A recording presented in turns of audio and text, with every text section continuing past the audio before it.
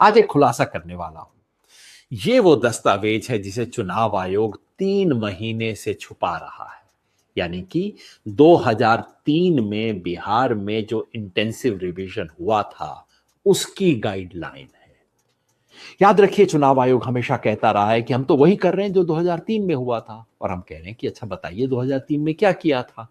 चुनाव आयोग ने फाइल नहीं दी, आरटीआई में मांगा गया, उसका जवाब नहीं दिया। पत्रकारों ने पूछा तो कहा कि फाइल गुम हो गई है। तो साहब हमने फाइल निकाल ली और अब समझ आ गया कि क्यों चुनाव आयोग इसको दबा के बैठा हुआ था।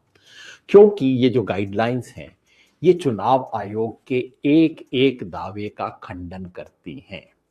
चुनाव आयोग 3 बड़े झूठ बोल रहा है। पहला झूठ ये है कि 2003 में भी एन्यूमरेशन हुआ था, लोगों ने एन्यूमरेशन फॉर्म भरे थे और 21 दिन के अंदर सब कुछ हो गया था।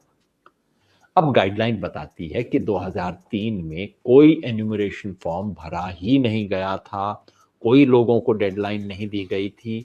एन्यूमरेटर यानी कि जिसे आज बीएलओ कहते हैं, उसको कहा गया था कि तुम घर घर जाओ और ये फॉर्म भरो, पुरानी वोटर लिस्ट में कोई भी संशोधन है उसको करो और आखिर में head of the house hold के सिग्नेचर करवा लो। नंबर 2, चुनाव आयोग कहता है कि 2003 में तो सिर्फ 4 दस्तावेज का लोगों को ऑप्शन था, अब तो देखिए हमने 11 का ऑप्शन दे दिया है। हकीकत जो पता लगी पढ़ने के बाद वो ये कि 2003 में दस्तावेज मांगे ही नहीं गए थे।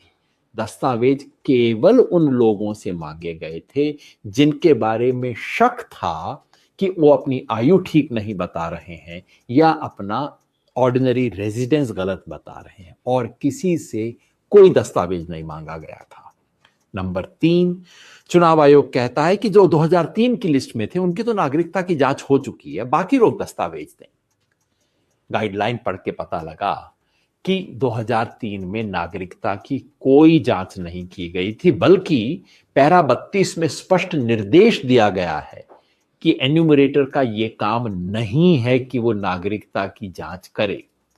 नागरिकता का प्रमाण केवल तभी मांगा गया जब कि कोई ऑब्जेक्शन आया हो या ऐसा इलाका हो जिसको सरकार घोषित करे कि यहां बहुत ज्यादा विदेशी रहते हैं और उस इलाके में कोई नया व्यक्ति आए या जिसे सरकार खुद विदेशी घोषित कर चुकी हो। मतलब कि चुनाव आयोग का एसआईआर का जो सारा दावा है कि 2003 की प्रक्रिया को हम दोहरा रहे हैं वो बिल्कुल झूठ है।